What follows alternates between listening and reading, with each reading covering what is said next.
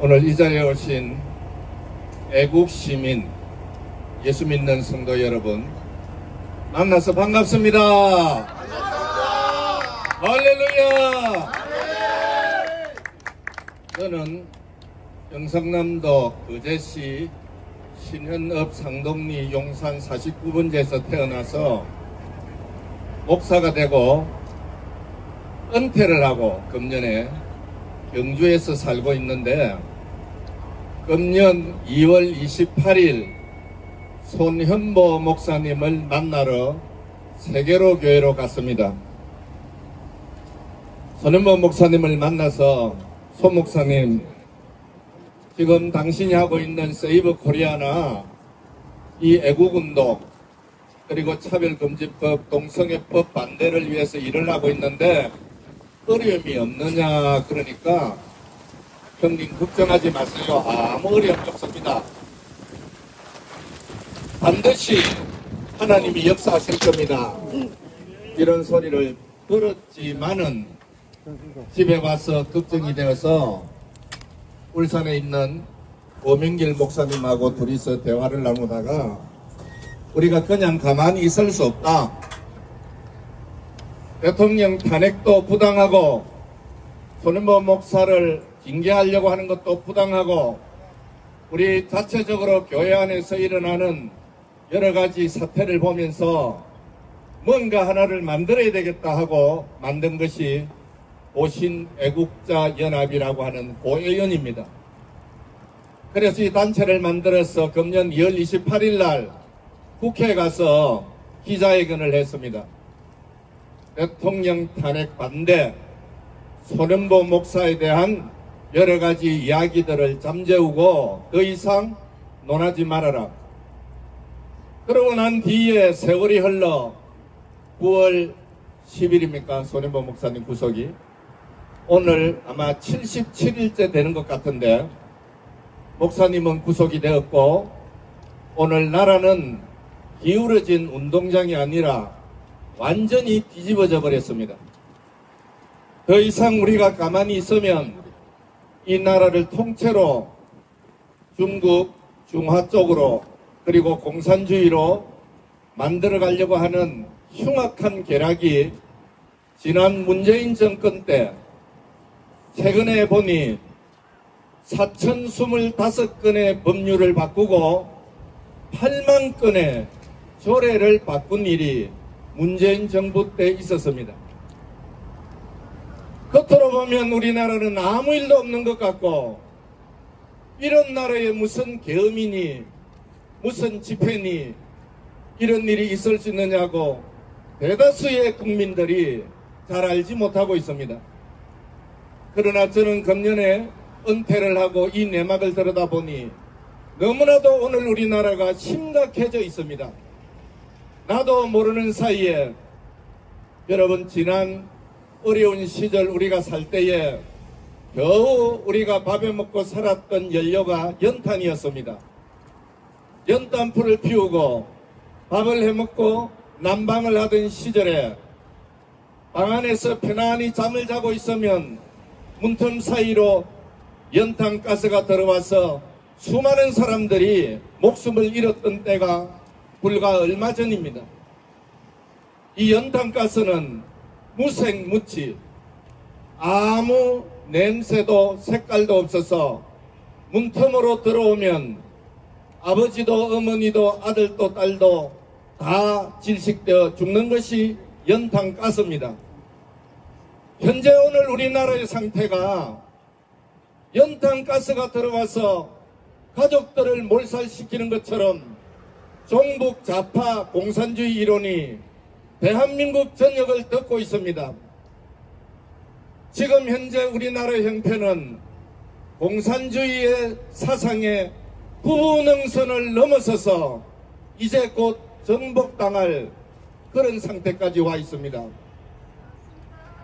대다수의 국민들은 이 사실을 잘 알지 못하고 지금도 편안하게 나만 편하고 나만 잘되고 우리 가족들만 편안하면 아무 문제가 없는 것처럼 그렇게 살아가고 있습니다. 오늘도 이 자리에 설교하러 온다고 소식을 들었던 저를 아는 어떤 목사님이 전화가 왔습니다. 옥 목사, 아니 세상에 대통령이 계엄을 했는데 그걸 어떻게 잘했다고 너희들이 나가서 옹호를 하고, 이런 대낮에 무슨 공산주의가 우리나라를 뒤엎는다고 하느냐, 그런 소리 하지 말고 조용히 그대로 있으면 되는데 왜 나가서 그렇게 떠드느냐고 저보고 오늘 내려오는데 이야기를 하는 사람이 있었습니다. 오늘 이 자리에 오신 여러분은 나라가 어느 정도로 심각한가를 깨닫고 알기 때문에 여기 오신 줄 믿습니다. 손현보 목사님은 코로나를 겪을 때 2020년도에 저하고 통화를 하면서, 형님, 코로나에 예배를 똑바로 드리지 않으면 한국교회는 위기가 올 것이고 머지않아 한국교회에 커다란 사태가 벌어질 것이라고 그분이 5년 전에 저한테 그런 이야기를 합니다. 그러면 목사님 어떻게 해야 되느냐? 예자연을 만들 테니 협력을 해주세요. 알았다, 나도 협력할 테니 얼마 정도 돈을 보내고 협력을 하고 손현보 목사님하고 끊임없이 협동하면서 지난 10월 27일 서울 대회를 할 때에 교단마다 총회장들이 다 협력을 해야 되는데 우리 교단도 총회에서 전체가 다 참여하도록 협력을 해야 되는데 이 일이 너무 어렵다. 형님이 좀 도와달라. 그건 우리 총회는 가능한 일이고 한국에서 제일 크다고 하는 합동측의 총회장을 만나야 되는데 울산의 명성교회 목사님이 총회장으로 이제 있기 때문에 그분을 만나도록 울산에 와서 6명이 모여서 그 자리에서 합의를 하고, 울산 우정교회에서 합동적 총회가 열릴 때 오정현 목사님이 나와가지고 고신의 손현보 목사가 나라를 살리려고 10월 27일 세이브 코리아를 하는데 우리 합동측도 다 참여합시다. 오늘 여기 오신 손현보 목사님 총회 단상에 나와서 발언하라고. 여러분, 세상에 타 교단의 총회에서 발언권을 얻어서 말을 할 수 있다고 하는 것이 얼마나 큰 일인지 모릅니다. 제가 그 다리를 놓아줬습니다. 김종영 목사님을 만나게 했고 손현보 목사님이 그 자리에 나와서 고신의 목사가 합동적 총회에 가가지고 손현보 목사님이 눈물을 흘리면서 그들에게 호소했습니다. 합동적 교단이 도와주셔야 된다고. 그래서 그 교단이 만장일치로 10월 27일 세이브 코리아 하기로 결의를 하고 지난 10월 27일 서울 전역에 역을 비롯해서 저 여의도 사당까지 200만이 넘는 사람들이 모여서 집회를 한 것은 그날 그 자리에 제가 가서 서서 보니 5,000명이 넘는 우리들이 모여서 찬양을 부를 때 천사들이 나타나서 춤을 추는 것 같았습니다. 손현보 목사님이 무슨 사리사욕이 있어서 그런 일을 하겠습니까? 부산의 교육감으로 나온 사람이 과연 당신이 이 나라의 미래를 책임진 교육감이 될 수 있겠느냐고 교회에 한번 불러서 물어본 것이 어떻게 그것이 선거법에 걸린단 말입니까? 물론 법이라고 하는 것이 사람들에게 적용을 하겠지만은 손현보 목사가는 근본 취지를 안다고 하면 경찰이든 법원이든 판사든 손현보 목사를 구속하면 안 된다고 말입니다. 오늘 2차 공판에서 손현보 목사를 반드시 석방해야 합니다. 만약에 하지 않으면 우리 힘이 아닌 하나님의 힘으로 하나님은 반드시 진노할 것입니다.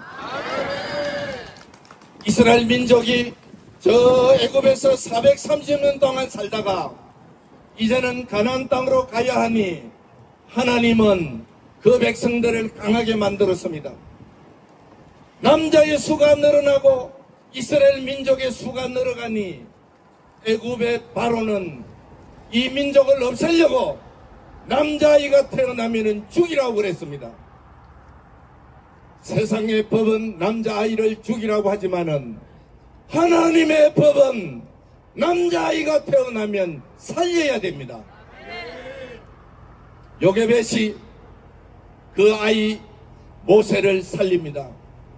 바로는 죽이라고 하는데 하나님은 살리라고 하니 세상의 법과 하나님의 법이 충돌할 때에 어느 법을 지켜야 합니까?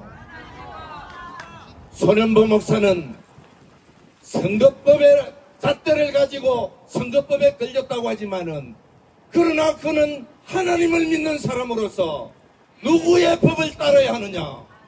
네가 교육감으로서 우리의 미래를 책임질 수 있겠느냐 없겠느냐 물어볼 수 없나요? 그를 불러다가 교회 안에서 물어보는 것이 잘못인가요?